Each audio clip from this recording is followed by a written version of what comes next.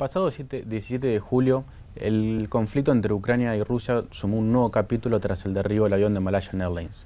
Tras lo sucedido, el presidente de Rusia, Vladimir Putin, quedó en el ojo de la tormenta acusado de haber provisto a los separatistas prorrusos del misil que derribó el avión malasio.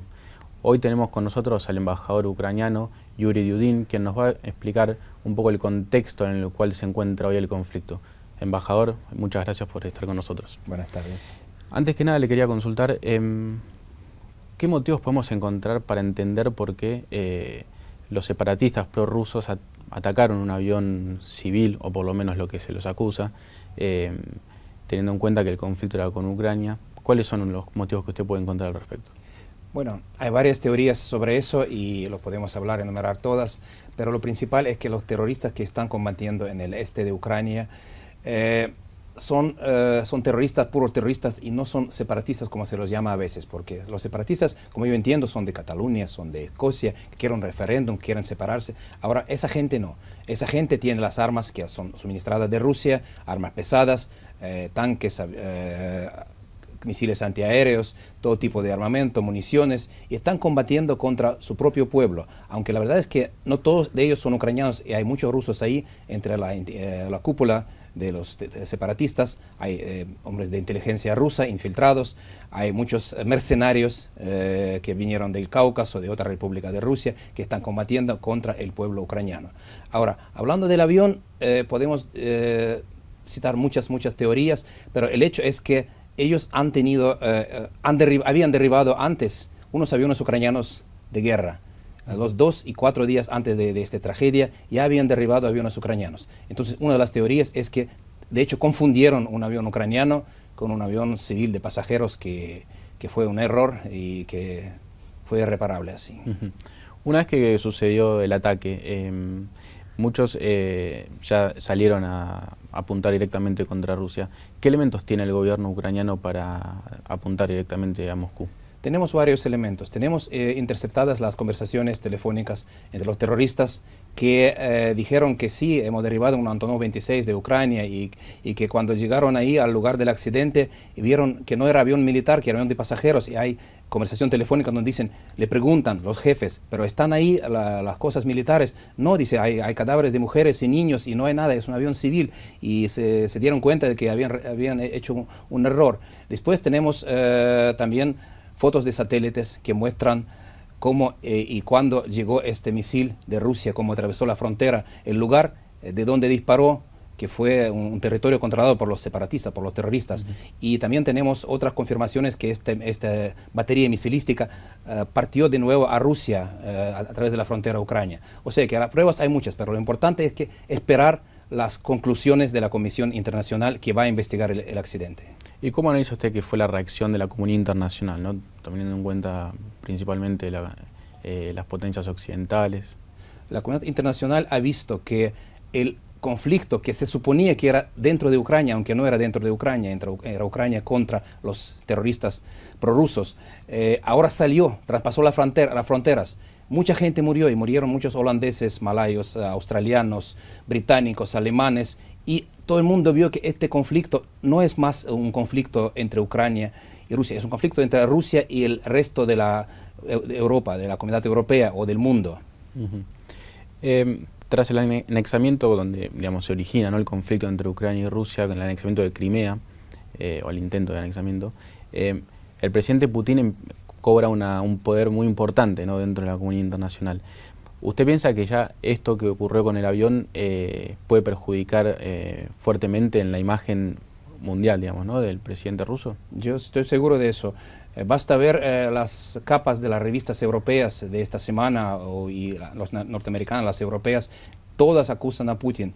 Y la imagen que él tiene ahora es la imagen de un sponsor, de un patrocinador de los terroristas. Porque si se prueba, y esperamos que va a probarse, que llegaron los armamentos de Rusia, es un sponsor del terrorismo internacional. Las llamadas repúblicas de Donetsk y de Lugansk, repúblicas populares, para nosotros son organizaciones terroristas, y queremos que como tales sean reconocidas por el mundo entero. Ya hemos pedido a la Unión Europea, a la ONU, que se les reconozca. Automáticamente, si se reconoce que son terroristas, los que suministran armas para ellos son son patrocinadores del terrorismo y eso puede perjudicar mucho la imagen de Rusia. En el día de hoy un artículo del diario Sunday Telegraph indicaba que una firma inglesa de abogados iniciaría acciones legales contra Putin en nombre de las familias. Digamos, ¿usted considera que esto es viable contra un presidente con el poder de Putin o considera que es muy complicado?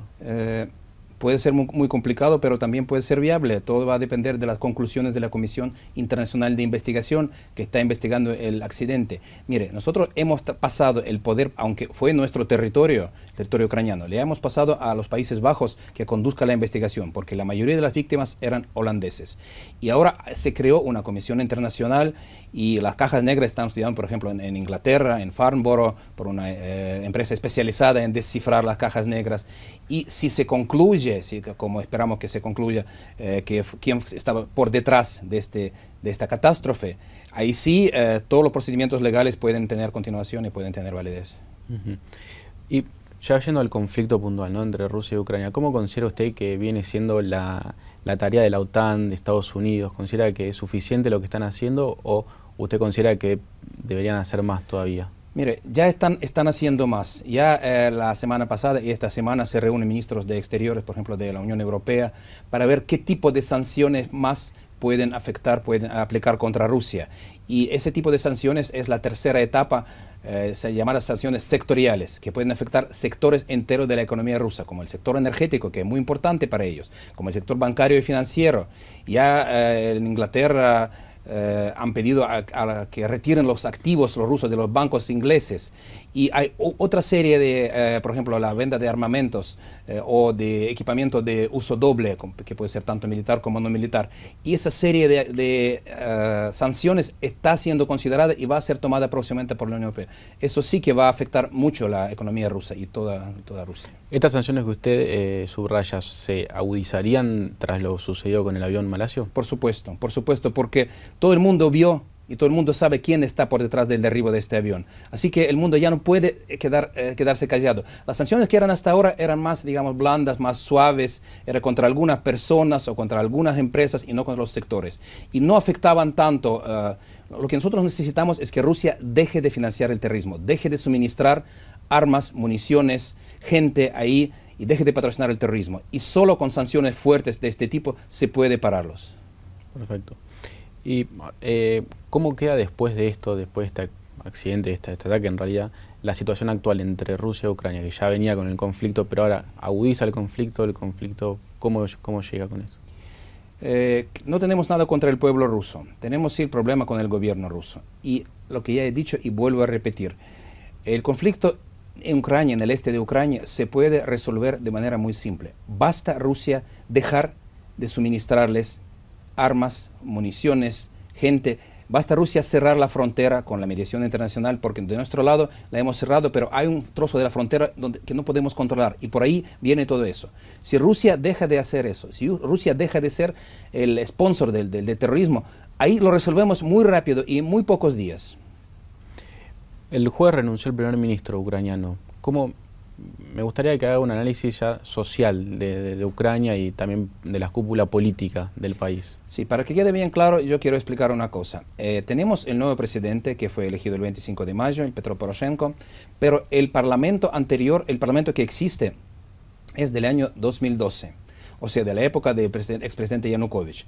Y como mostraron las elecciones presidenciales en mayo, este parlamento, la composición, ya no constituye la voluntad popular, ya no corresponde a esa voluntad popular, porque hay muchos partidos como el Partido Comunista, el Partido de las Regiones del expresidente, que ya están en la oposición y están en contra del Estado ucraniano. Así que surgió la necesidad de elegir un nuevo parlamento que corresponda mejor a la voluntad popular. Así que varios grupos salieron de la coalición gubernamental y eso también hizo al primer ministro renunciar. Pero esa renuncia no significa que no van a continuarse las reformas. Sí, a este jueves, el día 31, hay una reunión extraordinaria del Parlamento. El primer ministro renunciante, que todavía no está aceptada su renuncia por el Parlamento, va a presentar nuevamente las leyes necesarias para la economía del país, las leyes muy drásticas, pero que son muy necesarias en las condiciones de la guerra. Si van a ser votadas, él es capaz de continuar. Pero lo importante es que probablemente en octubre, a finales de octubre, tendremos elecciones parlamentarias anticipadas. Eso lo va a anunciar el presidente, viendo la situación como se crea con la coalición parlamentaria. Porque, según nuestra Constitución, la coalición parlamentaria ahora está disolvida y si en 30 días, en un mes, no se forma una nueva mayoría, una nueva coalición, sí el presidente tendrá el derecho de declarar elecciones parlamentarias anticipadas, que tendrán lugar en 2 meses, o sea, a finales de octubre. Y socialmente la gente, allá en Ucrania, ¿no? ¿Cómo toma todo este... Fue un año bastante intenso para el país. ¿Cómo toma el ucraniano, no los prorrusos, por así decirlo? Yo le puedo decir una cosa, los ucranianos en los últimos meses que tenemos esa guerra híbrida, guerra no declarada de Rusia contra nuestro país, se han vuelto muy unidos. El pueblo se ha unido de manera extraordinaria que nunca habíamos visto antes. Tanta unión, del occidente al oriente. Ya no importa mucho el idioma que uno habla, es ruso, ucraniano, bielorruso, hebreo. El pueblo está muy unido, el pueblo lo que quiere es acabar con esta guerra, que no es necesaria. Somos un pueblo pacífico, un pueblo trabajador, que sí queremos la paz para nuestros objetivos y queremos que se acabe lo antes posible esta guerra, porque mueren todos los días, mueren soldados, mueren hijos ucranianos en esa guerra innecesaria. Así que necesitamos la paz y la vamos a conseguir. ¿Tiene un registro más o menos de la cantidad de fallecidos en lo que lleva el conflicto? Se habla ya de varias centenas de soldados y de mucha gente civil, lo que es más doloroso todavía porque la gente civil no tiene nada a ver con este conflicto, pero los terroristas lo que hacen, ellos se atrincheran en los edificios de viviendas, ellos toman mujeres y niños como rehenes, así que la operación antiterrorista que está llevando a cabo el gobierno coreano es muy difícil de hacerla porque no podemos disparar contra mujeres y niños, no podemos aplicar la artillería pesada contra los edificios de viviendas y por eso se va avanzando sobre las ciudades de Donetsk y Lugansk. Ya se han libertado muchas aldeas y muchas ciudades más pequeñas y la operación está en curso, pero continúa siendo muy difícil y muy dura y con muchas bajas, lamentablemente. En el día de ayer podíamos ver que el ejército ucraniano hizo un avance hacia la ciudad de Donetsk para controlar, digamos, la zona donde ocurrió el atentado del avión. ¿Qué pasó con Donetsk ahora que después del referéndum? ¿Bajo qué soberanía está esa ciudad? ¿Cómo está el clima? Las ciudades de Donetsk y de Lugansk son controladas por ahora por los terroristas. Ellos instalaron ahí esas llamadas repúblicas populares, que nadie lo reconoce, ni la propia Rusia lo reconoce como tales, y están ahí haciendo su régimen de terror, de intimidación a la gente, etc. El gobierno ucraniano quiere recuperar, y ya ha recuperado muchos de los territorios que eran ocupados. Digamos, de un mes atrás para acá, ya casi 50% del territorio ocupado por los terroristas, que era ocupado, ya está liberado. Y estamos avanzando sobre esas ciudades. Lo más difícil, lo más digamos, doloroso es no podemos tomar de asalto una ciudad de Donetsk que tiene 1 millón de habitantes. No podemos hacerlo. Así que tenemos que hacerlo de otra forma y procurando siempre salvar las vidas humanas al máximo. Y eso es la parte más difícil. Pero sí, el territorio de Ucrania y como tal debe ser recuperada. Uno cuando escucha al presidente Putin desde el inicio del conflicto hasta el día de hoy, él siempre manifiesta que Rusia no tiene la voluntad de atacar ni de invadir ninguna ciudad.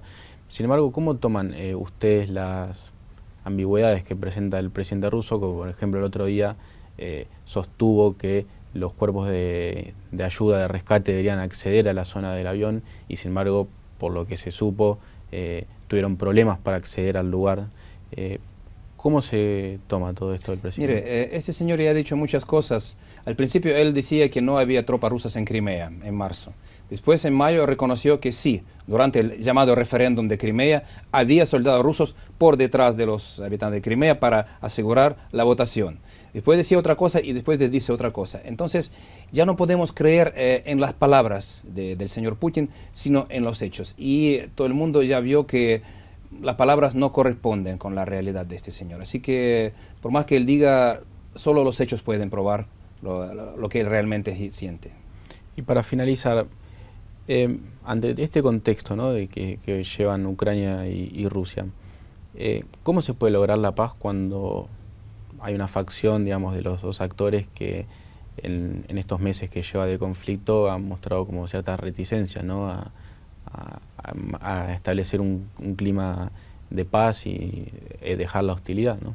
Sí, mire, yo le digo así, la población de estas regiones está muy cansada de la guerra, también quiere la paz. Hay un grupo relativamente pequeño, hablamos de entre 10 a 12 mil combatientes, muchos de los cuales son rusos, no son ucranianos, que son delincuentes, que son gente de droga, etcétera, y que tomaron las armas y que están combatiendo contra el pueblo. La absoluta mayoría de la población no quiere esta guerra. Así que el gobierno central ucraniano ya ha dicho varias veces que tenemos que dialogar con el pueblo, no con los terroristas, no con los separatistas, pero con el pueblo. Y hay una propuesta muy grande del gobierno ucraniano sobre la descentralización del poder, sobre la reforma constitucional, sobre el uso de los idiomas regionales, como el idioma ruso tendrá. Hay toda esa propuesta sobre la mesa y podemos dialogar con ellos, no con los terroristas. Con los terroristas apenas podemos discutir una cosa o contactar sobre una cosa. Intercambio de rehenes y cese al fuego bilateral. Porque ya tuvimos un cese al fuego unilateral durante 10 días. El ejército ucraniano a finales de junio no estaba atacando. Mientras tanto, ellos no se obedecieron al cese del fuego y entonces tuvimos que reiniciar la operación antiterrorista. Pero sí estamos dispuestos a negociar la paz con todos los mediadores internacionales y estamos dispuestos a restablecer esta paz en la región del Donbass y hacer que la gente ahí viva de manera pacífica. Pero con los terroristas no. Los terroristas o tienen que salir a Rusia o serán aniquilados. No hay otra manera. Perfecto. Y si me permite decir más una cosa. Estamos viviendo en una campaña de desinformación masiva por parte de Rusia.